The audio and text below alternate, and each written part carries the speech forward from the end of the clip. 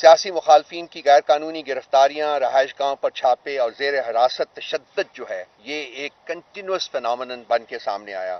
چادر اور چاردیواری کا تقدس بھی پامال کیا گیا اور بانی چیئرمین عمران خان سمیت سینئر قیادت پر بغاوت اور دہشت گردی جیسے مقدمات جو ہیں وہ درج کیے گئے. آج بھی ان کا سامنا کر رہے ہیں. ملک کے سابق وزیر اعظم کے اوپر قاتلانہ حملہ ہوا جس میں وہ بال بچے. اس کے علاوہ رپورٹس کے مطابق 2 اور اٹیکس جو وہ پلانڈ تھے جن کو کہ ابارٹ کیا گیا. 36 گھنٹے تک پرائم منسٹر صاحب کا گھر جو تھا لاہور میں وہ انڈر اسالٹ رہا، ریاست کے انڈر اسالٹ رہا. ریاست کا حملہ تھا اس کے اوپر، 36 گھنٹے تک لگاتار جاری رہا. وہ ہمارے بہت سارے کارکنان کو پولیس کی کسٹڈی میں یا ریاست کی کسٹڈی میں شہید کیا گیا. ذل شاہ جو ہے ایک بہت ہی پینفل اس کی ایک ایگزامپل ہے. اس کے علاوہ کوئی 35 اور لوگ تھے جو کہ شہید ہوئے اسی عرصے میں.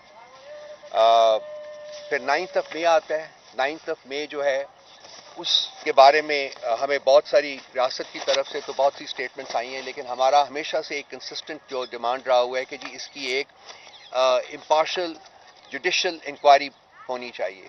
آج تک تقریباً سال گزرنے کو آ رہا ہے، 10 مہینے ہو گئے ہیں، لیکن آج تک وہ نہیں ہوا. لیکن اس کے تحت آج 9 مئی کا جو مقدمہ ہے وہ بھی آج زیر سماعت آ گیا ہے اڈیالہ میں، وہاں سنا جا رہا ہے. لیکن بغیر کسی انویسٹیگیشن کے، بغیر کسی انڈیپینڈنٹ انویسٹیگیشن کے مقدمہ جو ہے وہ شروع کر دیا گیا ہے. اس کے علاوہ ہمارے لوگوں کو انفورس ڈس اپیرنسز ہوئی، ان کی بہت سارے ہمارے لیڈرز کو ان کو ریاستی تشدد کا نشانہ بنایا گیا. آپ خود جا کے ان لوگوں سے مل سکتے ہیں، ان میں سے بہت سارے موجود ہیں، آپ سے بات کر سکتے ہیں وہ. اور اس کے بعد ان کی پولیٹیکل لائلٹیز کو چینج کرایا گیا. Under pressure, under assault, under threat of terror 10,000 کارکنان میں نے پہلے آپ سے کہا ہے کہ وہ اس وقت بھی جیلوں میں موجود ہیں. ان کے خلاف کسی کے خلاف ابھی تک کوئی کیس جو ہے اس کا باقاعدہ آغاز نہیں کیا گیا. ان میں سے بہت سارے جو لوگ ہیں ان کی مختلف عدالتوں نے جو ان کو بیلز دیں تو جو ہی وہ عدالت سے باہر آتے تھے ان کو کسی اور مقدمے میں گرفتار کر لیا جاتا تھا. ہمارے پاس کچھ لوگ ایسے ہیں جن کو 25 30 مقدموں میں ری اریسٹ کیا گیا ہے. ان کو چونکہ ریاست کا مقصد یہ تھا کہ جی ہم نے ان کو چھوڑنا نہیں ہے، بیکاز الٹیمیٹ مقصد ان کا ہے کہ پی ٹی آئی کو ختم کرنا ہے. اس کی طرف ہم بعد میں تھوڑا سی بات کر لیں گے. اس کے علاوہ عمران خان صاحب کے اوپر تمام فیک، فلمزی اینڈ فراڈولنٹ قسم کے تقریباً 200 مقدمات جو ہیں وہ انہوں نے قائم کیے، اور وہ ان میں سے 3 مقدمات کے ججمنٹس تو آ چکی ہوئی ہیں. باقی بھی ہم امید کر رہے ہیں کہ بہت جلد وہ بھی بغیر due process of law complete کیے ان کی ججمنٹس بھی آ جائیں گی. اس کے علاوہ صحافت جو کہ آپ کا پیشہ ہے، اس کے اوپر جو قدغن لگے ہوئے ہیں وہ آپ مجھ سے بہتر جانتے ہیں. اور ارشد شریف جیسے لوگوں کو شہید کیا گیا. اس کے علاوہ عمران ریاض کی بھی کہانی آپ کے سامنے ہے، آپ ان سے خود بات کر سکتے ہیں کہ کیا کیا ہے. آج میڈیا جتنا سینسر کا شکار ہے وہ میرا خیال ہے کہ جنرل ضیاء کے زمانے میں بھی اتنا نہیں تھا.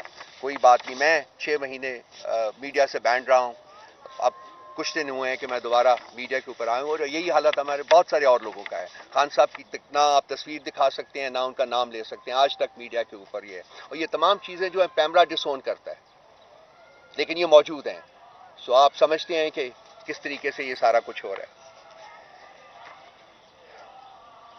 اس کے علاوہ آج جو پاکستان جس میں ہم رہ رہے ہیں اور جو پاکستان پرسوں انتخابات کرانے جا رہا ہے، یہ مکمل طور کے اوپر ایک غیر آئینی اور غیر قانونی پاکستان ہے.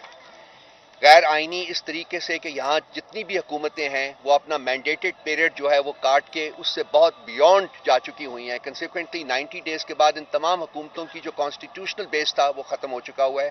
یہ غیر آئینی ہیں اور غیر قانونی ہیں.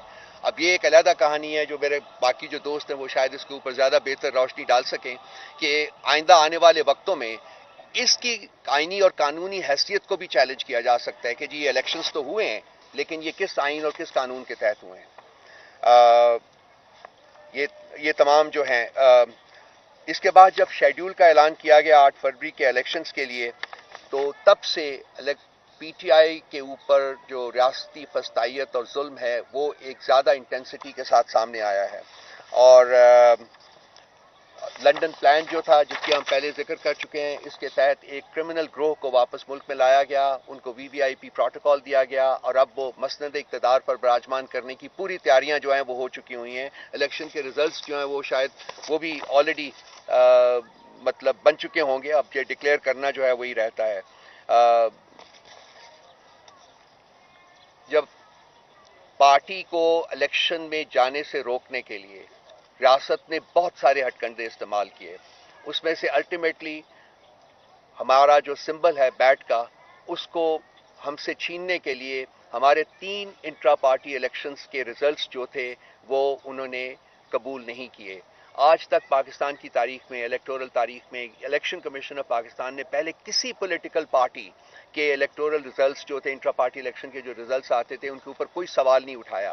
ہم پہلی پارٹی ہیں جن کے اوپر نہ صرف سوال اٹھائے گئے بلکہ 1 دفعہ نہیں، 2 دفعہ نہیں، بلکہ 3 دفعہ، اور ان کو انہوں نے اس کے کنسیکوینٹ آن دیٹ انہوں نے ہم سے ہمارا الیکشن سمبل لے کے تقریباً 13 کروڑ لوگوں کو جو پاکستانی ہیں ان کو ڈس انفرینچائز کیا ہے، ان کو حق کے ووٹ سے محروم کیا ہے اس وقت جو ہمارے اندازے کے مطابق ہے. ابھی اس کے علاوہ آج بھی جب ہم بات کرتے ہیں تو ہمارے جو جتنے بھی کارکنان ہیں ان کو تقریباً پچھلے 10 دنوں سے بہت شدت آئی ہے. ہر کانسٹیٹوئنسی میں NA کی ہو یا پروونشل اسمبلیز کی ہو، وہاں کے لوگوں کو گرفتار کیا گیا ہے، ہمارے ورکرز کو گرفتار کیا گیا ہے، ہمارے جو پولنگ ایجنٹس ہیں ان کو گرفتار کیا گیا ہے. ان کو طرح طرح کی دھمکیاں دی جا رہی ہیں تاکہ وہ ہم لوگ PTI اور ہمارے جو نامینیٹڈ کینڈیڈیٹس ہیں وہ الیکشن میں حصہ نہ لے سکیں. اس کے علاوہ آپ نے دیکھا ہے کہ اس سے پہلے جو مرحلہ تھا، اسکروٹنی کے موقع کے اوپر کیا کیا گیا، نامینیشن فارمز چھینے گئے اور کوشش پوری کی گئی کہ ہماری زیادہ تر کانسٹیٹوئنسیز میں ہم اپنے جو نامینیشن فارمز تھے ہمارے نامنیز جو ہیں وہ نہ جمع کرا سکتے. بہت سارے اور طریقے جو ہیں ان کا بھی انہوں نے اس کے ذریعے بھی انہوں نے پوری کوشش کی ہے کہ PTI جو ہے وہ الیکشن میں نہ جا سکے اور یہ ان کو جو کلین جو ہے ان کو گراؤنڈ مل جائے اور یہ جو چاہیں اس کے ساتھ کریں. اس کے علاوہ بہت سارے طریقوں سے انہوں نے کوشش کی ہے کہ جی ووٹرز کو کنفیوز کریں یا ان کو ڈسکمفرٹ کریں اور تاکہ وہ ووٹ نہ دے سکیں. ان میں سے کچھ چیزیں میں آپ کے سامنے بیان کر دیتا ہوں. جو ہمارے سامنے آئی ہے کہ خواتین کے جو پولنگ سٹیشنز ہیں ان کے وہاں ان کو آرڈرز دیے گئے ہیں کہ وہ جو پولنگ کا عمل ہے اس کو انتہائی سست روی سے جاری رکھا جائے گا. اس کے علاوہ پولنگ کے عملے سے علاقائی امیدواروں کی ملاقاتیں اور انہیں مراعات کے وعدے کیے گئے ہیں، یہ بھی ہمارے علم میں آیا ہے. اس کے علاوہ زیادہ تر عورتوں کے پولنگ سٹیشن اپنے گھروں سے 7 to 10 کلومیٹر 12 کلومیٹرز دور رکھے گئے ہیں. اس کے علاوہ تحریک انصاف کے آزاد امیدواران کے پولنگ ایجنٹس کو پولیس کے ذریعے ہراساں کیا جا رہا ہے اور پولنگ اسٹیشنز کے پاس PTI حمایت یافتہ امیدواران کے کیمپ نہ لگانے جو ہے اس کے احکامات صادر کیے گئے ہیں. میں آپ کو بتاتا ہوں، میرے پاس یہ میرا اپنا ہے، ذاتی ہے.